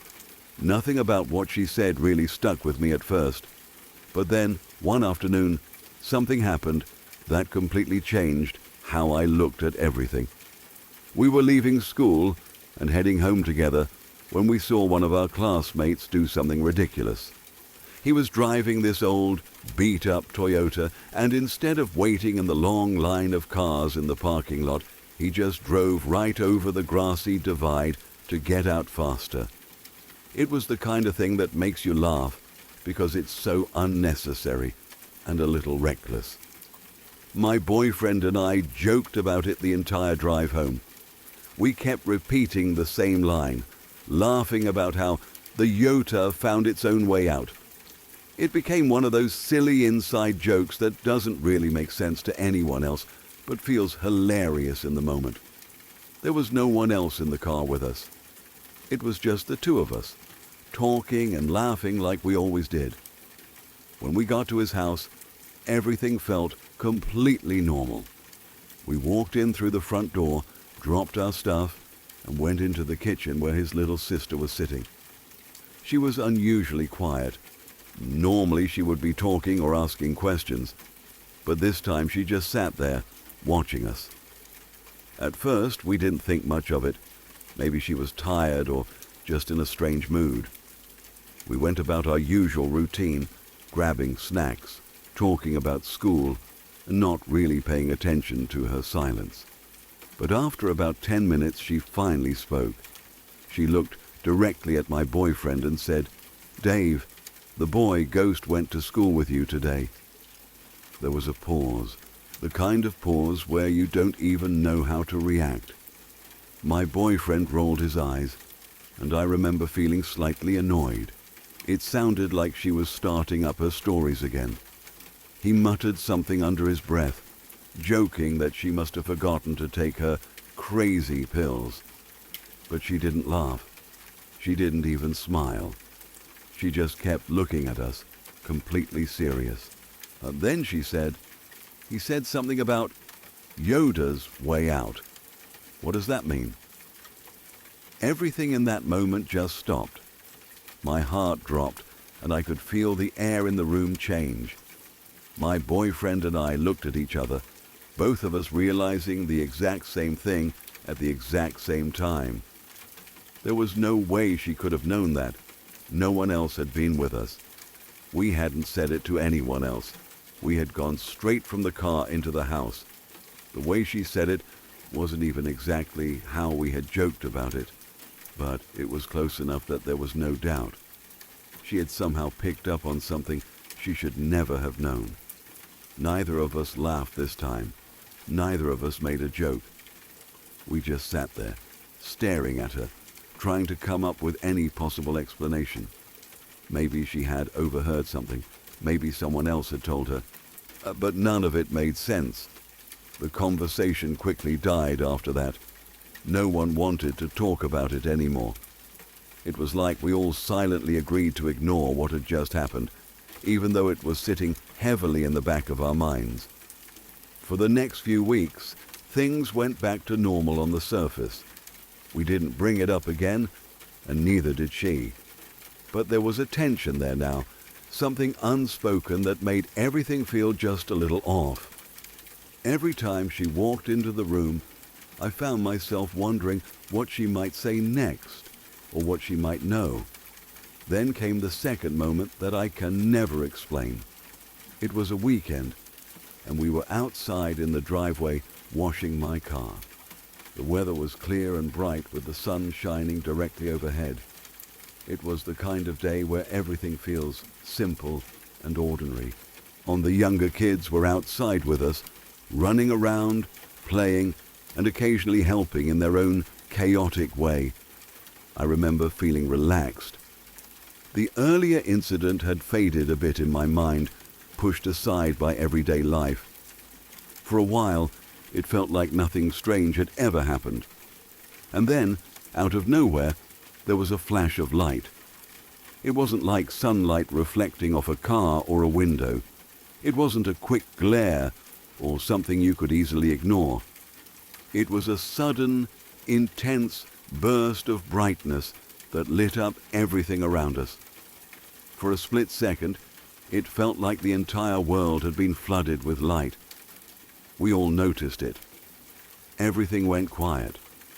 Before anyone could even say anything, his little sister stopped what she was doing, looked up at the sky, and spoke in that same calm, matter-of-fact tone. "The ghosts went home." There was something about the way she said it that made it even more unsettling. She didn't sound scared. She didn't sound surprised. It was like she had been expecting it.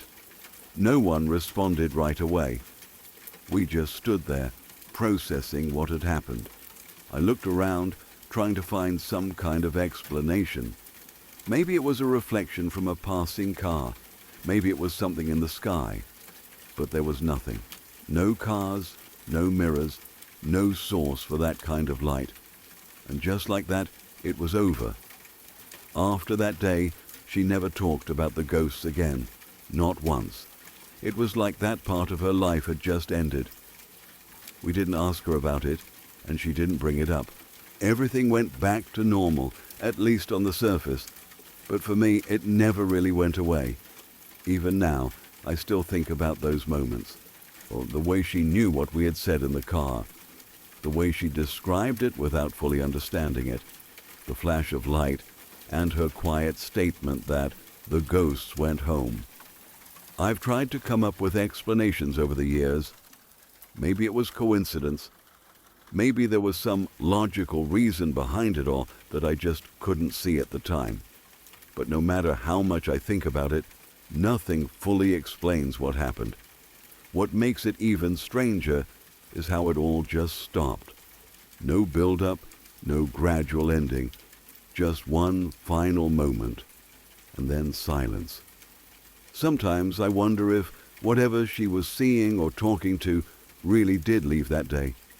If that flash of light meant something more than we understood, or if it was all just something we happened to witness without ever truly understanding. Either way, it's something that has stayed with me.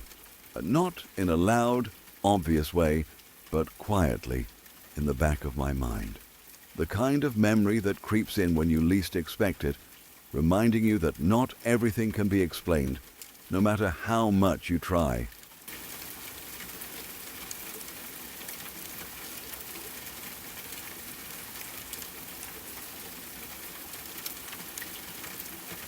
While I was growing up, I always slept with my bedroom door closed. I came from a big family, and the house was almost never quiet. There was always someone talking, moving around, or watching TV late into the night. Closing my door gave me a small sense of peace and privacy that I really needed. I shared a room with my sister, and we had a system that worked well. She usually stayed up later than I did, watching late-night TV downstairs. When she came back to the room, she was always careful not to wake me. She would quietly open the door, slip inside, and close it gently behind her. It was routine, predictable, and comfortable. The only problem was the door lock. It was one of those push-lock types, with the button placed right next to the handle. Every now and then, I would accidentally press it while closing the door. When that happened, my sister would get locked out.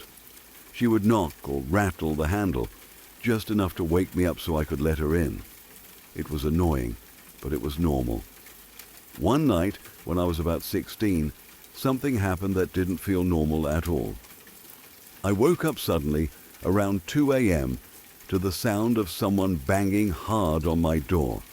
At the same time, the doorknob was rattling aggressively, like someone was trying to force it open. The door itself was shaking on its hinges. It wasn't the usual quiet knocking I was used to. This was loud, frantic, and almost desperate. At first, I assumed it was my sister. Maybe I had locked the door again, and she was really upset about it this time. But something about it didn't sit right with me. She had never made that much noise before, especially not in the middle of the night. Instead of getting up, I felt annoyed. I had been woken up so suddenly and so aggressively that I got stubborn. I remember thinking that if she wanted to act like that, I was just going to ignore it and let her stand out there until she calmed down. So I stayed in bed, pretending not to hear it. The banging and rattling continued for what felt like a long time, loud enough that I was sure it must have woken up the entire house. And then, just as suddenly as it had started, it stopped. Not gradually, not fading away. It just stopped completely. There were no footsteps in the hallway, no sound of someone walking away, no doors opening or closing, just silence. The silence felt heavy, almost unnatural. Then I heard something else, an owl hooting. It sounded like it was right outside my window, clear and close. That alone was strange. I had never heard owls around our house before, not once, but now it sounded like it was just a few feet away. By that point, I was fully awake. The irritation I'd felt earlier started to fade, replaced by confusion. I sat up in bed, thinking maybe I should finally get up and unlock the door. I even felt a little guilty for ignoring my sister, but when I turned my head to the right, I saw her. She was lying in her bed, fast asleep. That's when the situation shifted from confusing to unsettling. If she was right there, then who had been banging on the door? I got out of bed slowly and walked toward the door. My heart was starting to beat faster, and I felt a growing sense of unease. When I reached for the handle, I hesitated for a second before opening it. The door wasn't locked. In fact, it was already slightly open, just a few inches. I froze. If the door had been open, then what was all that banging? And if someone had opened it, why hadn't I heard them come in or leave? The hallway outside was completely empty. The house was quieter than I had ever heard it before. I stood there in the doorway for a while, just staring into the darkness, trying to make sense of it. Nothing moved. Nothing made a sound. Eventually I went back to bed, still feeling confused but too tired to keep thinking about it. I picked up my phone to check the time. It was 4 a.m. That didn't make any sense. It had felt like maybe 5 or 10 minutes had passed since I woke up, not 2 full hours. I couldn't remember anything that had happened during that time. It was like a gap in my memory, a missing piece I couldn't fill in. The last thing I remember from that night is lying back down, still confused, still trying to process everything. The next thing I knew, I was waking up again. But this time, I wasn't in my bed. I was lying face down on the couch in the living room. It was around 4:30 a.m., and that same owl was still hooting outside the window just as clearly as before. I felt extremely groggy, like I had barely any control over my body or thoughts. Strangely, I wasn't even scared at that point, just disoriented and exhausted. I got up, walked back upstairs, and went back to sleep like nothing had happened. The next morning, I asked my sister if she had knocked on the door the night before. She looked at me like I was crazy and said she hadn't heard anything at all. At the time, I convinced myself it must have been some kind of sleepwalking episode. That explanation felt easier, as something I could accept without thinking too much about it. But then, about 4 weeks later, something happened that made it harder to ignore. I found a small, metallic object lodged under the skin near my shoulder blade. It was tiny, about 1/2 centimeter in size, but it was clearly there, embedded under the skin. I had no idea how it got there. I hadn't injured myself, hadn't felt anything unusual, and there was no obvious entry point. I went to a dermatologist, and they removed it. Even they seemed confused about how something like that could end up under the skin like that. They stitched me up, and physically everything healed just fine. But the questions didn't. My sister became convinced that the metallic object was somehow connected to what happened that night. I don't know if I believe that. Part of me still leans toward a logical explanation. Sleepwalking, confusion, something I just can't fully remember. But there are too many details that don't quite fit. The banging on the door already being open, the missing time, waking up downstairs. and that strange metallic object under my skin. Nothing like that has ever happened to me again. Life went back to normal, and for the most part, I've moved on from it. But every now and then, my sister still says she hears an owl outside the window at night. And every time she mentions it, I can't help but remember that night, and all the parts of it that I still can't explain.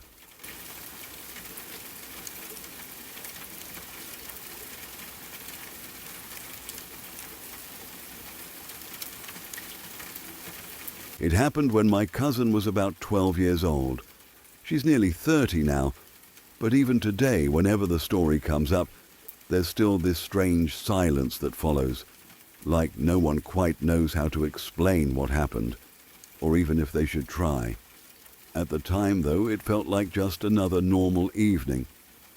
Nothing about that day gave any kind of warning that something unusual was about to happen. We were all gathered around the dinner table at my aunt's house. It was a typical family setup: warm lighting, the soft clatter of utensils, casual conversation moving from one topic to another. My cousin sat quietly, eating her food like usual. She wasn't a dramatic or attention-seeking kid. If anything, she was the opposite: calm, a little reserved, the kind of child who didn't speak unless she had something to say. All about halfway through dinner, without saying a word, she got up from the table. No one thought much of it at first. Kids get up all the time. Maybe she forgot something. Maybe she was done eating. Maybe she just got distracted. But instead of heading to the living room or kitchen, she walked straight down the hallway toward the bedrooms. We could hear her moving around in her room, drawers opening and closing, things being shifted. After a minute or two, she crossed the hallway and started going through her brother's room as well. That part caught our attention. Her mom called out, asking what she was doing, but my cousin didn't answer. Not even a quick nothing or just looking for something. She just kept searching. 10 minutes passed, then 15. At that point, it was starting to feel a little strange. It wasn't like her to ignore questions or wander around like that for so long, especially in the middle of dinner. Her brother got up and peeked into his room, watching her dig through his closet and under his bed like she was looking for something very specific. Finally, she came back. She didn't have anything in her hands. She walked back into the dining area calmly, like nothing unusual had happened, cleared her plate, and then went to sit in front of the TV. No explanation, no urgency, nothing. Just normal.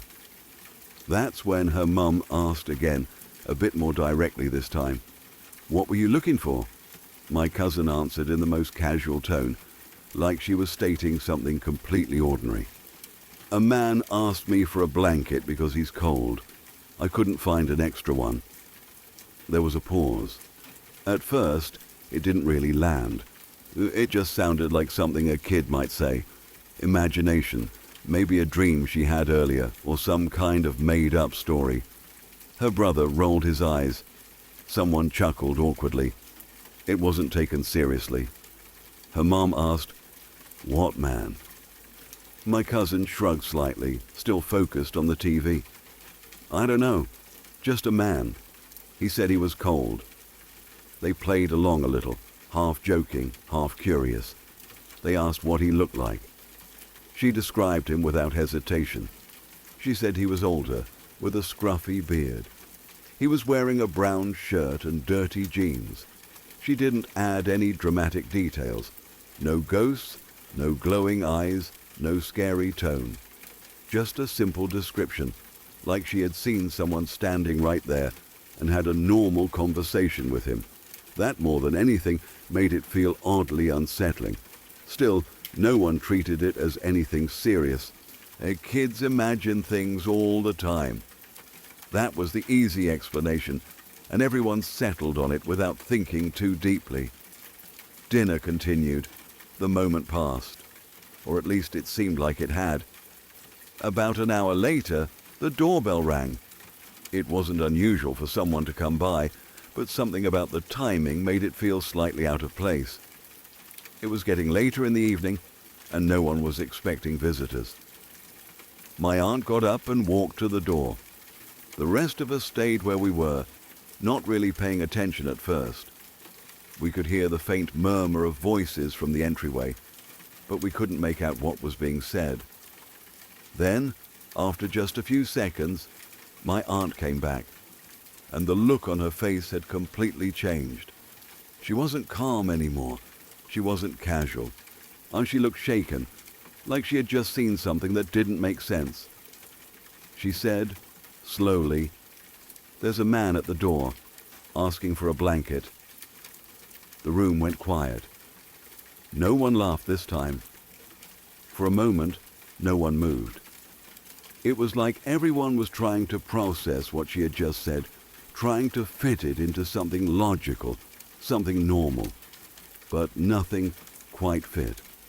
Then, almost all at once, we stood up and went to the door. And there he was. A man stood on the porch, exactly as my cousin had described him. He looked older, worn down by life. His beard was rough and untrimmed. He was wearing a brown shirt and dirty jeans. His posture was slightly hunched, like he had been walking for a long time or carrying something heavy, even though his hands were empty. There was nothing dramatic about him. He didn't look supernatural. He looked real, completely, undeniably real. He spoke politely, quietly. He said he was cold and asked if we had a spare blanket. No one said anything for a second.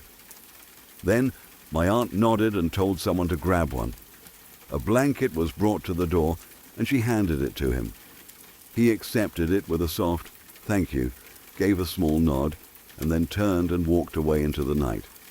That should have been the end of it, but it wasn't, because as we stood there, still trying to make sense of what had just happened, my cousin stepped forward slightly and looked at him as he walked away, and she said calmly, like she was confirming something obvious, "That's the man I was trying to help." No one had told her there was a man at the door before we all went to look. She hadn't seen him arrive. She hadn't gone outside earlier, and yet she recognized him immediately. The same man she had been searching for a blanket for an hour earlier. The same man she described in detail before anyone knew he existed. After that, no one really knew what to say. There were attempts to explain it. Maybe she had seen him through a window earlier and didn't realize it. Maybe he had passed by the house before and she caught a glimpse of him. Maybe it was all just a coincidence, a strange alignment of timing and imagination. But none of those explanations felt right. Because of the way she had acted, she didn't seem confused, she didn't seem surprised. She didn't ask questions or try to understand what had happened. To her, there was nothing unusual about it at all. A man said he was cold.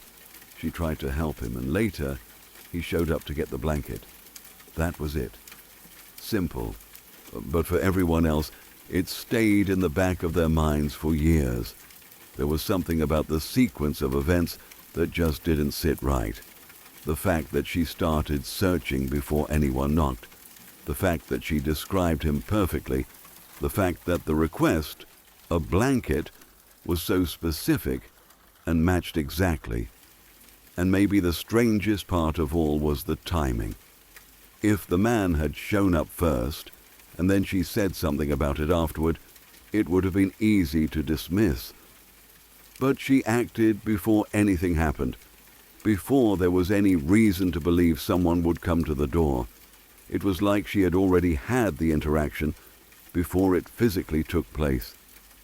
Even now, thinking back on it, it's hard to place it into any clear category. It didn't feel like a typical ghost story. It didn't feel like a dream. It didn't feel like imagination. It felt quiet, subtle, almost ordinary. And maybe that's what made it so unsettling, because whatever happened that night didn't announce itself as something supernatural. It just happened, and then it was over. But the feeling it left behind never really went away.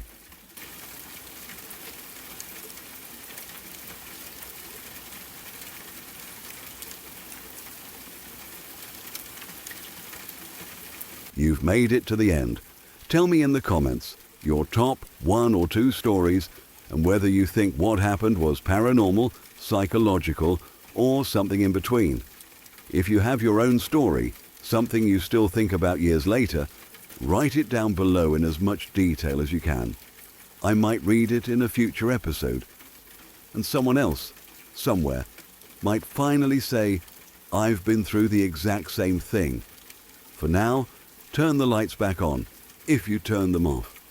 Check your hallway one more time, and remember, almost everyone in these stories thought their life was completely normal, until one night it wasn't. Sleep well, if you can.